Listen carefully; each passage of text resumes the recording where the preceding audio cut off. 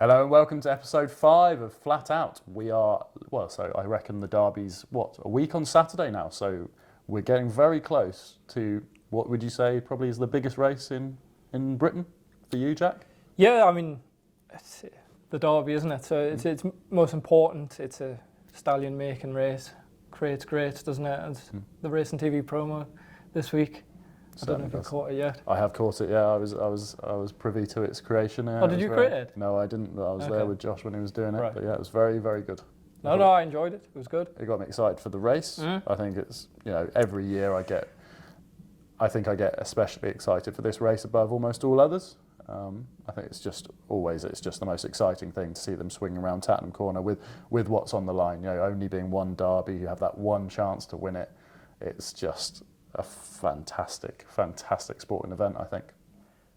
I wouldn't go as far as to say it's the one I most look for. I honestly think it's sort of been on the downgrade maybe the last 10 years, but that just, for me, just doesn't really capture my imagination. But I just prefer maybe sprinters or... You prefer sprinters? Yeah. I'd give me a 5 furlong, 6 furlong. Like the Wokingham would be my favourite race. Yeah, I love it. Just the puzzle of which side to be on, but that's just me, isn't it? It's just you. You've always been a bit of a contrarian. Well, this is we're just looking for national hunt stallions, aren't we? Here. What, this year, you think? Well, it's a very open renewal. I mean, we'll get into it in a little bit detail a bit more, but. Well, we're going to go through the key trials, I think, just to start us off. Just because we're getting close to it, we feel it's a good time for us just to review what we've seen so far from some of the main contenders. And that's probably a good place to start, would be with economics. Yes, 12th one winner last week. Nice to get on the board for... Yeah, nice to hear you shout about it. 2024. Well, it's important because it's my first winner of the year, isn't it? So we're back Never going to just keep it under the radar. The viewers know, Jack, don't worry. We don't need to tell them. So yeah, no, that was nice to have, and he was impressive. And he doesn't run, as we found out this morning. It did look unlikely. William had obviously took him out the race prior to the Dante, and I think that, as he said in the Nick Luck Daily podcast, that was to stave off any kind of temptation. By the way, he won. Obviously, ultimately, it would have been the owner's decision, wouldn't it? And I think the owners probably had enough trust and faith in William, and they obviously talked about before pulling them out anyway, and I think it's the right decision. The fact he bled as well would be a little concern. Yeah. That has to be taken into account, and he's just still quite green, and the way, like, even at the furlong pull there, he's still quite gawking about. And I probably agree it's not the right time, and he's been justified before because a few years ago, Mahafeth. He skipped the Derby, didn't he? Everyone thought, God, he should be running here. He went and won at Royal Ascot, and in time it was proven he wasn't a proper Group 1 horse, was he, either? So I think he's probably in time going to be proven right again. I would be a little worried that he would fully stay at the trip as well. I also think we should caveat that just with the bleeding, that they have done some internal checks and they can't find any evidence that it was categorically. Yes, I read that bleeding. He could have banged his head. Banged his head. I mean, all in all, very, very impressive performance from Very the horse. impressive, yeah. He looks massive. I could not really see him coming round Tattenham Corner particularly gracefully. No. So I even though I do always want to kind of call you and your old boss out as being a bit pessimistic, a little bit, a little bit negative by nature, a little bit too back foot. In this case, I think you're very much on the money. So I think you clearly hear when William talks about this horse that he thinks it's a real talented individual. So if you don't want to ruin horses, this race does. I think that's why sometimes you can, you talk about bad Derby winners. I think this race, above all others, can leave a proper mark on horses. And so you do want to be careful if you've got one that you think is going to be really good. And just like William Haggas did with Baaeed, bring him on, caring about the 4-year-old careers. He trains those types of horses for longevity. And this hopefully will provide longevity for economics, and we'll get to see him much more than we would if he ran in this. And then we saw him twice again. Exactly. Well, a good example last year would be Passenger. Yes. He only raced, I think, once more at Windsor. And then the performance he put in at Chester, which was so impressive. Fabulous. He's now a favourite for the Prince of Wales. And obviously given that time after the Derby, it was just too soon, and Yes. it would be the same with Economics, I think, as well. So skipping on, Ambiente Friendly. Yes, Very impressive in the Lingfield Derby trial. he was. I'm not sure it was the strongest trial, but I mean, he can only beat what's in front of him, and given a good ride, because we'll get onto the jockey situation in a second. A tricky conveyance, and he's went and won really impressively. What do you think of the impending jockey switch? Well, I don't have anything interesting to say above what people have already said. I mean, I think it's always slightly disappointing when you don't see a little bit of loyalty in the game. Yeah. But there you go. That's the decision that the owners have taken. It very much similar to the manager situation we're looking at the moment with the Ipswich Town manager, aren't we? Potentially leaving. You think to yourself, "Come on now." It's a little bit dispiriting, isn't it? It's dispiriting when you see these sorts of situations where you think, "Come on, you owe it to Ipswich a bit to give them a year." In the same sense, I do think it's a bizarre decision. There have been plenty of stats going around on social media. You don't need me to kind of re-highlight them again about how many winners both the jockeys in this situation have had at Epsom in recent years. It just doesn't seem to make too much sense. But I wish Rab all the best. I think Rab's a fantastic bloke. So best of luck to him. He's going to be riding a 5-6 to 1 shot probably. We see about 9-2 now. Maybe I think he'll probably go off 6 to 1ish on the day in the Derby. So best of luck to him. Okay, I think he might shorten up a bit. I could almost see him being the one for support.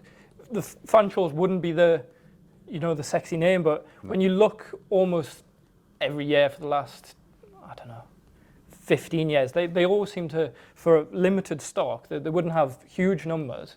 You look at kind of the horse, when they get a good one, they know how to train it, the Tin Man, Ribbons, Speedy Board, and they know how to handle a good one, and it certainly wouldn't put me off that James Fanshaw. I think he's quite an underrated trainer. No, I wouldn't. I wasn't casting any aspersions. I wasn't saying that, but on James Fanshaw. I think for the general assumption would be that I think he'd be a few points short if it would be a different name next to. Yes, Friendly. but that's exactly why I think he'll be a few points bigger personally on the day, and also based on the pedigree. I think that there'll be a one or two in there that will shorten up. Okay. For kind of more attractive pedigrees, more attractive physicals, those sorts of things on the day. I think we'll see some shortening up of some other horses in there personally. Okay. But we'll see. But I thought it was very impressive in the manner in which he did it. He was, yes. I mean, he's very, very keen. He does look like a horse you want to know at home. So I hope Rab's going to get some opportunity to go in and sit on this horse. But I'm sure he's around Newmarket. He may well have sat on him already. But he probably has, yes. Yeah, so we're recording Thursday evening. Yeah. He'd probably have his last proper piece of work maybe tomorrow morning, Saturday morning more likely. And I'd say, obviously, I was discussing this with someone on Twitter that's probably one of the reasons why they've acted so soon, that they're not happy with Callum Shepherd, and they've done it in good enough time to give time for Rab to get to know him a bit better, and that'll be huge because, as we've said, he is quite a tricky ride. And yeah, I mean, he was very, very keen. I mean, the way that the kind of opening skirmishes in the Lingfield Derby trial went, he was very keen, but it seemed like the pace they were going kind of settled him down. So he'll want a strong gallop in this. He will want a really strong gallop. I'm not sure. It's be really interesting because it obviously all comes down to City of Troy, doesn't it? And because I'm really kind of interested to see where they ride him, because you got a feeling that they'll hold him up, do something a bit different. But you wouldn't want him making all in a derby, would you? Well, he's such a exuberant free-going horse, and that's how they've ridden him. That would they change it? I can see him being prominent. Personally. But if they don't, say they don't change it, right? You're not going to get the usual Ballydoyle battalion out in front, making it a real brutal test of stamina, and so that could go against Ambiente Friendly. Possibly, not having that couple of horses in there from Ballydoyle that are going to turn it into a test. Well, I only think there'll probably be two for Los Angeles as well, who we can probably get onto now. He's probably of the horses at the head of the market that he just looks like he looks like the Ledger. There's always one that kind of you take out of the dot. For me, that's him. I'm not a huge fan of Camelot as well. And his trial the last day, which we can see, fair enough, he's travelled in on the bend and he is coming away at the line. But euphoric, the horse is in behind him. I don't think this form is good enough to win a Derby. But to be fair, look, he's came out and won first time up. Wayne Lorden was saying that, who I assume will ride him again, that he's going to probably improve 10. Like all of Aiden's have kind of disappointed. Yes. Pretty much everyone so far, and he's actually come out and won his race. Slowly run race? Yeah, and not the most attritional. No, and he is actually, as I say, he is pulling away the line. I just think this horse is probably not classy enough and probably not quick enough. Like he to me is the Ledger horse. Interesting. Out of this. Right. What do we make of Ancient Wisdom finishing second in the Dante? It was disappointing, wasn't it? I think so, yeah. And he could just be ground dependent, couldn't he? Mm-hmm. And I think he probably is ground dependent. Yeah, and we highlighted that last year. We felt that would be the case. He could be another Ledger type. Mm-hmm. He's going to probably get his ground, obviously in the autumn. True. Time. Perhaps maybe the Arc. We're on a bit of a fact-finding mission for him now because he was well and truly put in his place. I think that they did go such a pace in the Dante that probably flattered economics to a certain degree. But he definitely has something to prove now. Yeah, they were all slowing down, weren't they? They were. Was pretty grueling stuff. And probably the last one we will think about, I don't know, maybe another one top. Dancing Gemini, though, first. I thought he ran a race full of promise over in France in the 2,000 guineas, well, their equivalent. I'm not going to do the French pronunciation. We'll leave that for Bully when he's here. Yeah. But the French guineas, I thought he kind of had to wait a bit longer for a run than was ideal, and then was, I think, by the line, you could say probably the unluckiest horse in the race. And on pedigree, there's certain promise there that he will stay. Personally, I would have took him for the French Derby over 10. Mm-hmm. They obviously gave him a spin round there earlier this week, and they were happy with how he handled the track. Yep. You're not really going to answer many questions there, going a half speed around there. No. There's no hiding place when you're in the heat of battle in the Derby. You know, you've got to have a horse that will get you up the hill and find a position, and then be able to fill up, turning in, and yeah, I mean, doing that on a little half speed around, you're not going to learn anything. Oh, he's handled the track well. I mean, I think they already knew he was going to run before that, to be honest. Yeah. You've kind of already made your mind up. I think so. When are you going to get a horse like that? When's Roger going to get a horse? Exactly, like and it's the most open Derby probably. Well, in certain my living memory, I can't remember one as open as this. Yeah, I thought Arabian Crown was. I liked him the best of anything I've seen this year. So Matt Duff, do we give Matt Duff any sort of squeak? Possibly, yes. For the right connections? Possibly, yes. Pedigree again suggests that he's going to have no trouble over 1.5 miles. That was probably one of the more impressive trial wins. It's such a shame that him, Economics and the ill-fated Hidden Law aren't going to run here. But as I say, that lends itself to such an open nature, and why I think it probably will be open to a shock. Yeah. Certainly with City of Troy propping up the market as well. Yeah. I mean, he's just contracted in price, basically on a process of elimination, really. And I mean, 2 to 1. I just worry about whether he'll stay. Personally, I wouldn't have any worries about that. I mentioned, I can't remember if it's the episode with Bully or you. Watching his Dewhurst, I don't know why. I just like, for me, that's a staying type. But on the run in the Guineas, I mean, it was desperate. Well, you have to just chuck that out. He's quite exuberant, and I remember I took this line out of Aiden's press morning the other morning where he said, "We've never run a horse this fast in the Derby before," and I think it'd be one of the major extra concerns I would have is just whether he's actually going to settle well enough. He's just in salesman mode there, though, isn't he? He's quite mischievous, I think. But I don't disagree with him. Like I think they don't tend. I wouldn't be surprised if he was the fastest horse they run in the Derby. Yeah, possibly. But like when he's measuring up with his chin, I mean, if you want to put that was good crack though, wasn't it? Yeah, that's him. I think he's quite funny, isn't he?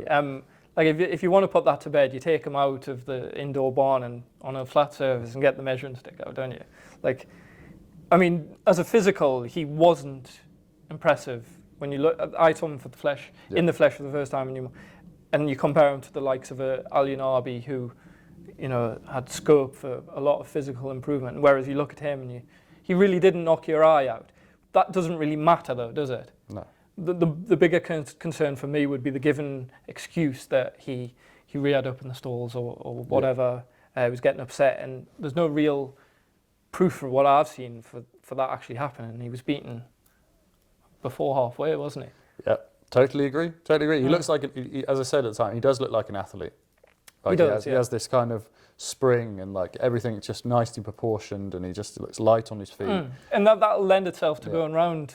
Exactly, it will, so, yeah, that'll be fine. We'll see if one of the bigger, stronger ones kind of outstays him at the end. That's just my concern. Okay. But obviously, he's just unbackable. Like, he is unbackable. He is, yeah. Like, like August Rodin was last year. But, you know, we'll see what happens. And we have spent a very long time discussing the Derby then.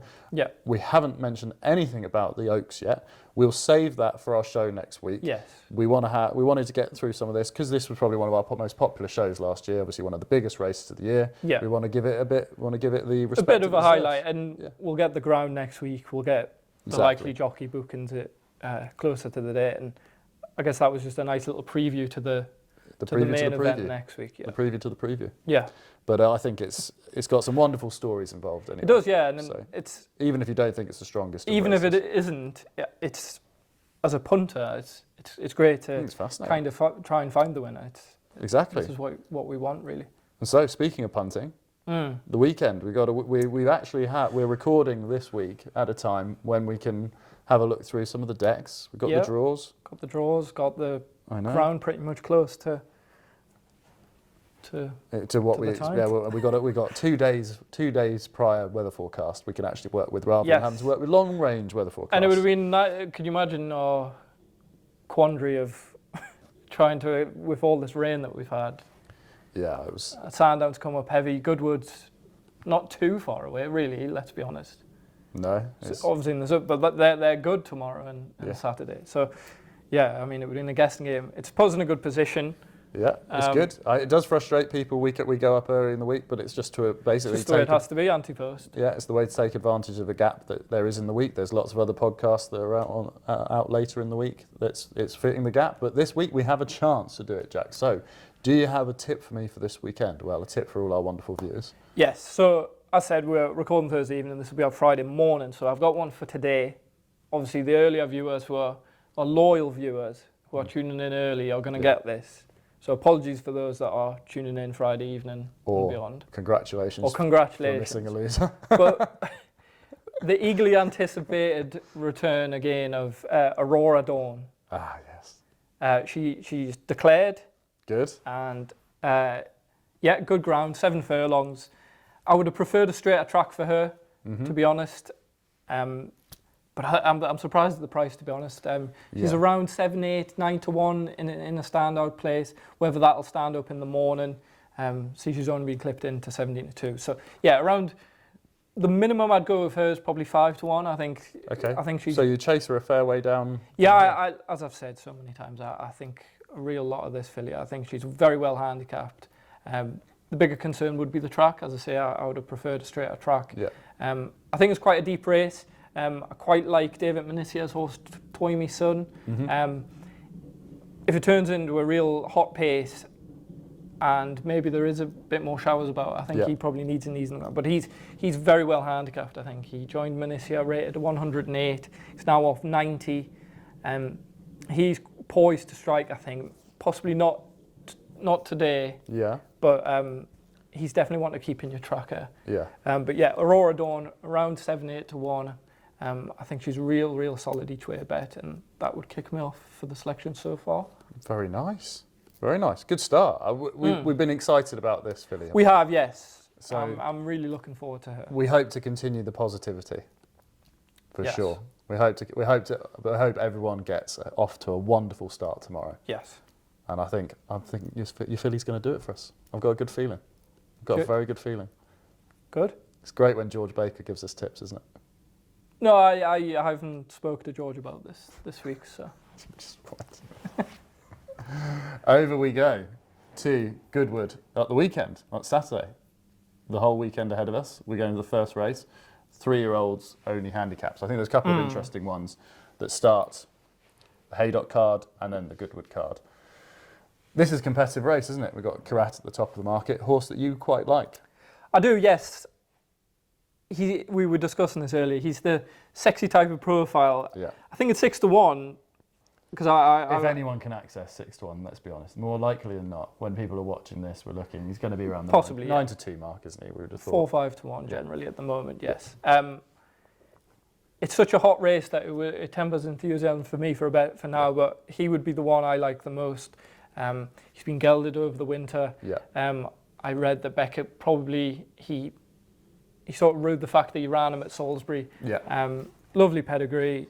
I think he's the type of horse that's just going to progress further this year. As a 3-year-old, type of horse that Beckett does really well with. In the mark of 80, I'd be very surprised if that's the ceiling of his ability. I think he could be a stakes horse in time. Definitely. I think first time up. First time up, very, very deep race. Very deep race. You know, he's got a reasonable draw. For me, it's 7 furlongs around Goodwood. You want a nice low draw. I quite fancy El Shabab Storm each way. I thought he was obviously hideously unlucky last time at Chester not to win. Had to basically hoop the entire field. Over 6 furlongs there to only be done a neck. So a few more strides he wins, and it's a hell of an effort to have got as close as he did.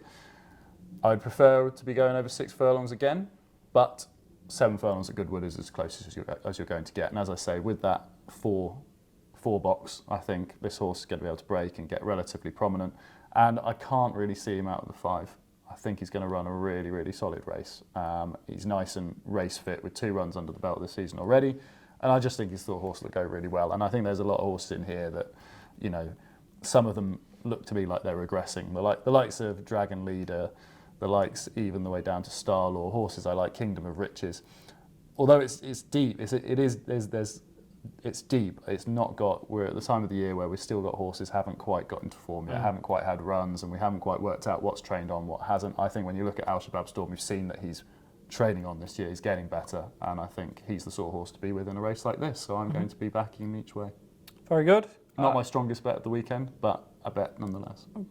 I fully agree with the draw angle that on that 7 furlong, you've got to get your position early. And yes, I mean, if low numbers. we just go down here to the past winners, the draws. We've got 3s, we've got 4s, we've got 2s, we've got 3s, we've got 2s, we've got 3s, we've got 3s. And the odd outlier with an 11 with Ross Collin. I mean, a decent prospect comes, decent handicappers come out of this. The likes of Beat Le Bon, Ross Collin, Oh This Is Us. Horses that go on, run plenty. I'm hoping that Al Shabab Storm will be the one. But we shall see. Very good. On we go. Next one from you. So only 2 really for the weekend. Okay. And you've got an anti-post snippet for us as well, haven't you? We do a little bit later on. My best bet is English Oak on Saturday at Haydock in 3 o'clock. 7 furlongs. Well, he's top of my shortlist of the Workham at the moment, and 7 furlongs I think is fine, to be fair. We watch him here at Newmarket.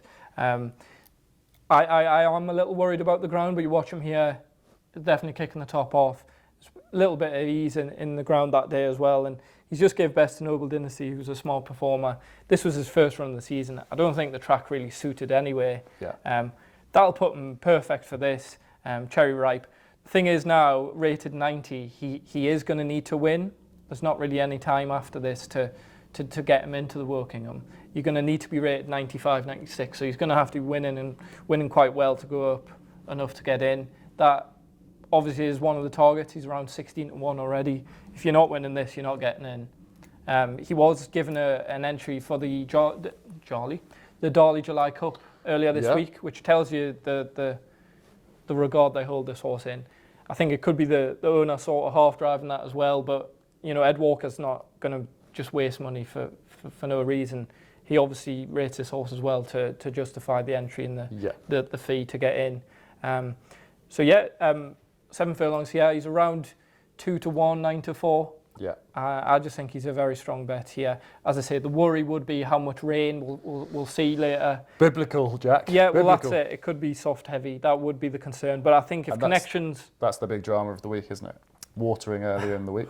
That's a whole can of worms that we're probably not going to get into, are we? I think we probably shouldn't.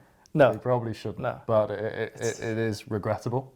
Ridiculous. They have admitted it was a mistake. Well, But at of all least, places that doesn't need watering, that fishbowl there is the place, isn't it? Really, I mean, is, yeah. But they copped a huge amount of rain. I can't imagine it's going to be anything other than pretty brutal. Whether it's full heavy, but it's going to be that. It's going to be soft, really attritional. Really attritional. If Ed Walker and his team aren't happy, then he won't run. If they're happy to let him run, then that's fine with me. And I think this horse is really well handicapped up 90. I mean, he has to be if you're thinking for the working don't I? So yeah, he would be my best bet of the weekend, and that's English Oak. Superb, really nice. Let's hope that the ground dries out a little bit at Haydock, and it's not too bad, and he wins 5-6 lengths, and off we go to Royal Ascot. Well, 5-6 lengths would be a bit much, but a length cosily at the line going up 5-6 pounds would be happy. What the doctor ordered, would be. Well, and on the other side of this coin, I hope that's not the case. The rain comes down in buckets at Haydock, and we turn up and it's just a big pile of soup.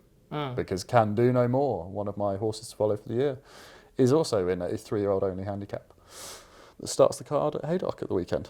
Are you excited to see him? Yeah, I mean, when you first put him up in that episode, I agreed. He's been in my tracker over the winter, and he could do no more when he won on reappearance. I think the race kind of opened itself up for him to do that. Apart, yeah. But I don't think, I was a bit worried that the handicapper might look at that quite dimly and put him up, but I don't think he It's 81. Yeah, I don't think that's too bad at all. No. I think it's a lovely start for him in this, and it's another competitive race. There's a lot of horses coming into these races that can be very progressive, as we would expect. Whereas he's there at the 10-1 mark on ground that is going to be potentially brutal.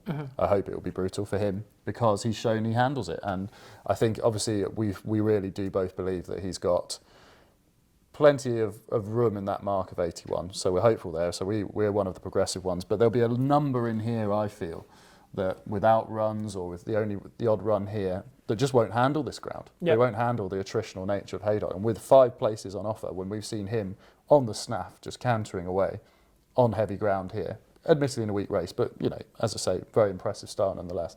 I think he's the kind of horse that I just want to be backing each way in a race like this, because I think you'll get a run for your money. I think there's value, and I think there's every chance he can win.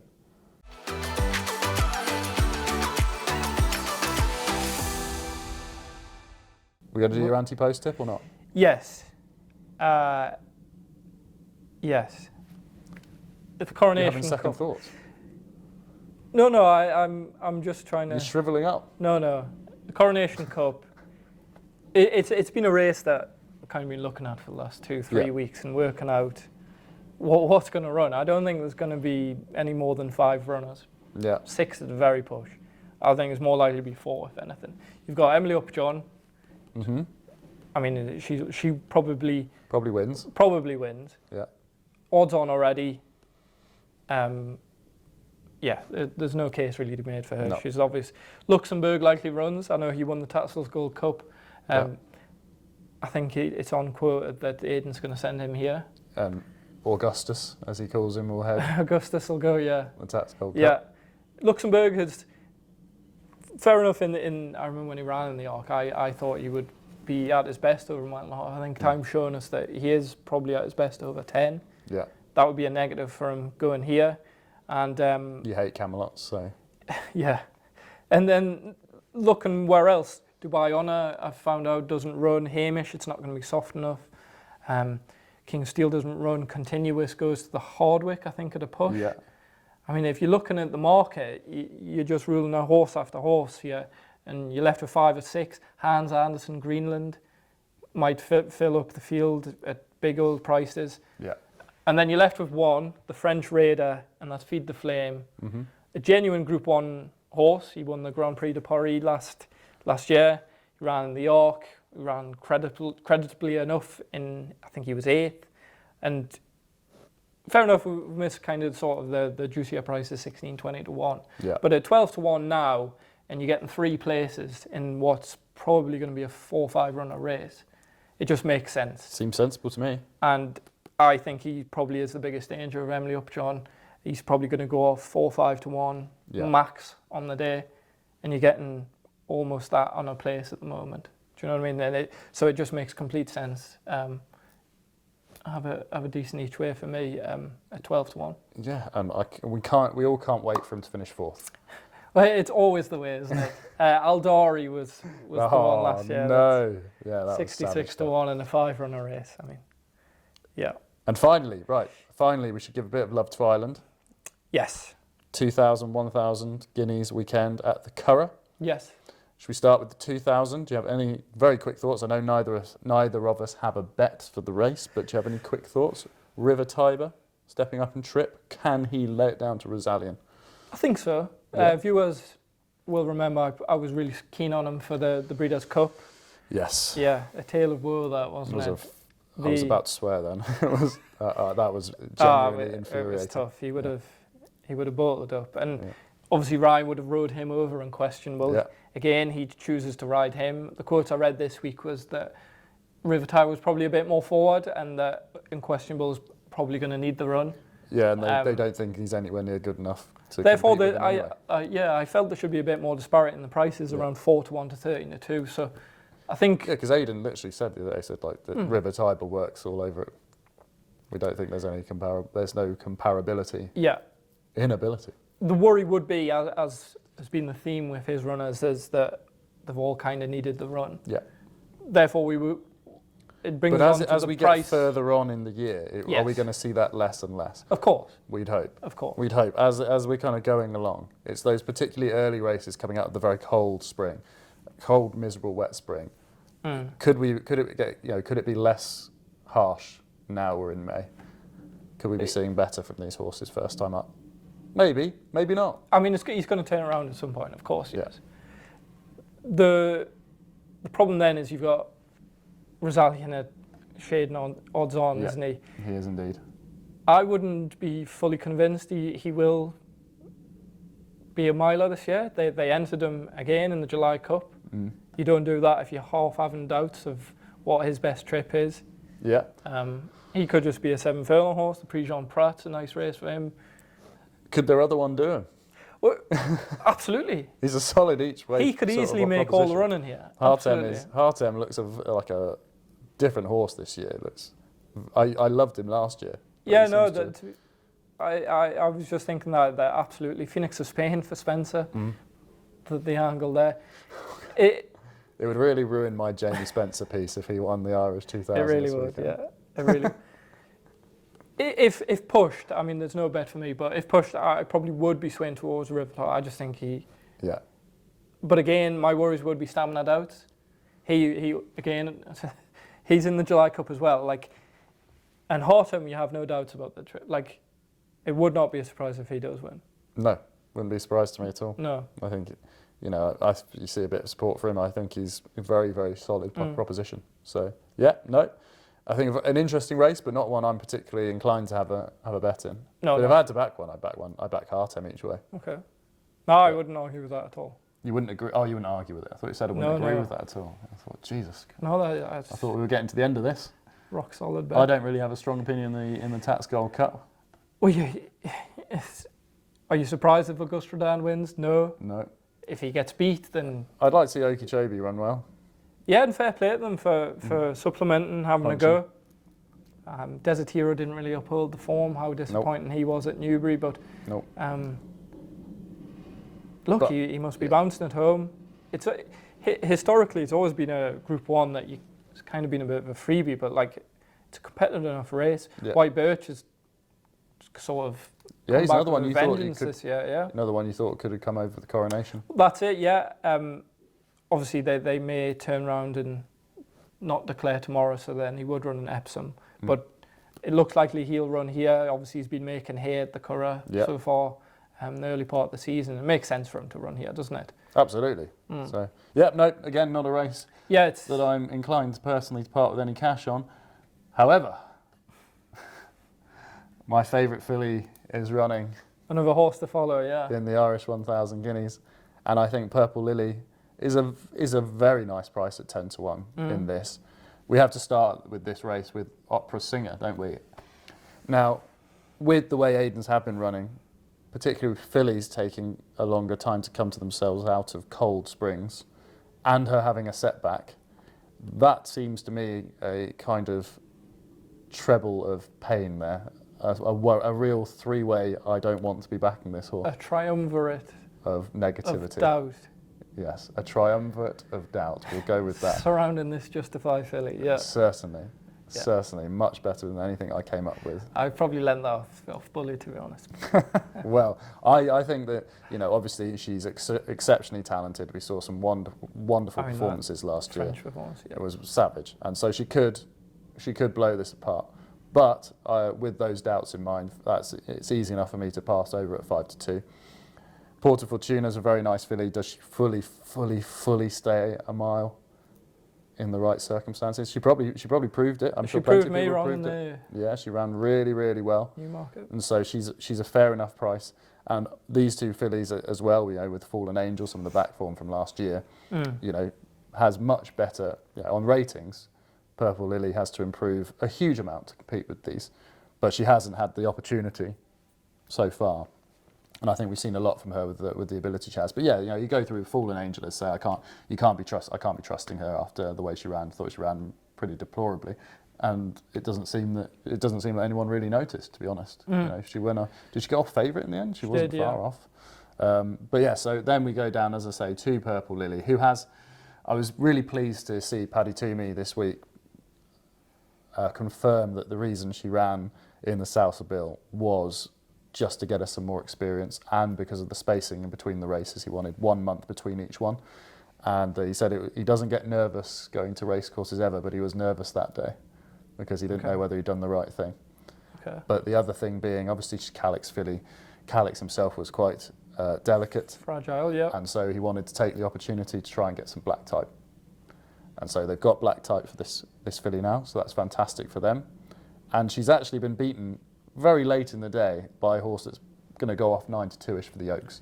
A very nice Dibawi Aga Khan filly. So she hasn't been beaten by nothing. So, and I think she travelled noticeably well again. She's a big, strong, powerful girl. I think she can get rolling at the Curragh. And I would like to see her be ridden a bit more prominently, because I think she'd get rolling there and then be hard to peg back. I think a mile's definitely her trip. And I think at 10 to 1 each way, she is a lovely price, because I think she'll run her race. She's hard fit compared to some of the others. We've seen her twice this year. She's had a little bit of experience last time, had a battle. I think that'll bring her nicely forward and into this race where there's a few with blowout potential. She's one I want to be with. I think this is shaping up nicely for her. Yeah, a really well reasoned case. So we'll see how she goes. Yeah, you can't argue with that. 10 to 1. I hope so. I hope she runs well. As I said, she's one I've been excited about seeing the whole of the winter. I was a little bit disappointed to see her beaten, but she beat the time may prove that certainly wasn't any poor form if the World filly goes and wins the Oaks. So. Exactly, and especially at Navan as well. Getting run out of that going 2 furlongs too far. I don't really have a problem with that. Jockey losing irons, even though we all could see that the writing was on the wall in the final knockings there. But no, yeah, I genuinely feel that she can run really well in this. So I'm hopeful. Yeah. And I hope Paddy Toomey does it, because I think he's a some operator, as I've said before. So it'd be great for him. But yeah, I think, Jack, unless you have anything else. No, I think we're all kind of done. I think we're wrapped up. Yeah. Exciting weekend of action ahead. I'm really excited to see it. I think there's some good stuff from Haydock. We haven't mentioned the Temple Stakes and things like that. The ground was too off-putting for me there. Van Dijk back. Van Dijk back, of course. I mean, just hope the ground doesn't kind of ruin. But Van Dijk, he should be able to handle the ground given last year. He should be fine. It was interesting. In a Sharon being dropped down 2 furlongs in trip. Another one of my horses to follow. I thought that was aggressive enough. He basically led the Guineas field going ridiculous fractions early, so I can see why they've done it. Pure Sangue for our sponsors. Exactly. Thoroughbred's going to run. He beat Esquire obviously in the Rockingham last year. Yeah. He's went and won the Greenham. Nice boost to the form. And it can't rain enough. Can it? I mean, he handles heavy ground as Pure Sangue. Exactly. You're right there. You know, if Van Dijk needs his run, or he bombs out for whatever reason, doesn't train on, Exactly. or, you know, he could be the one to pick up. Obviously, Esquire might have improved. He's obviously shown that with his win at Newbury. Yeah. I do really like him. I thought they might. It seems like they might go for the Commonwealth, but maybe they just want to run him. He looks to me just like a Jersey horse. Yeah. But I suppose maybe they're thinking a bit higher than Group 3 races, following a win in a race like the Greenham. Definitely. We'll have to watch this space regarding Esquire. I think that's where we'll call it for this week. Yeah. Unless you have anything else, is it? No, I think we're all covered. All wrapped up. English Oak would be my best bet. It sounds on the case that Purple Lily is very much a strong each way bet for you. I think I've got 3 strong each way bets this week. Okay. I think the one that's probably the most solid is Can Do No More. Okay. Because I think he'll run his race properly. Right. You know, I mean, we're going into a Group 1 here with improving 3-year-old fillies. You can never be as certain, I don't think. I don't know about you. I always feel more comfortable backing geldings and colts in those sort of races rather than fillies only races myself. I have a bit more of a preference. I don't mind so much when the class improves, but you know, for example, looking at the height of fashion at the weekend, I thought I couldn't imagine anything worse than having a bet in that. It's just, I think it's easier to find, it's the temperament comes in a little bit more with fillies. And you can have the odd chocker, can't you? So. just horses just not doing it for whatever reason. Time of year. Look at Inspiral. Exactly. Although there was some classic after timing by Cousin Senior, she was carrying a bit of condition. It would have been helpful for everyone if he'd sort of mentioned that beforehand. It would. But he likes to save those up for... He does, yes. He likes to save those up for afterwards. But that's just the way he goes. Right, we've been rambling enough at the end of this podcast. Let's keep to the running order and wrap this up. Thank you for watching again. Episode 5 of Flat Out complete. We've got a fantastic weekend of racing ahead on Racing TV. I hope you enjoy it all there.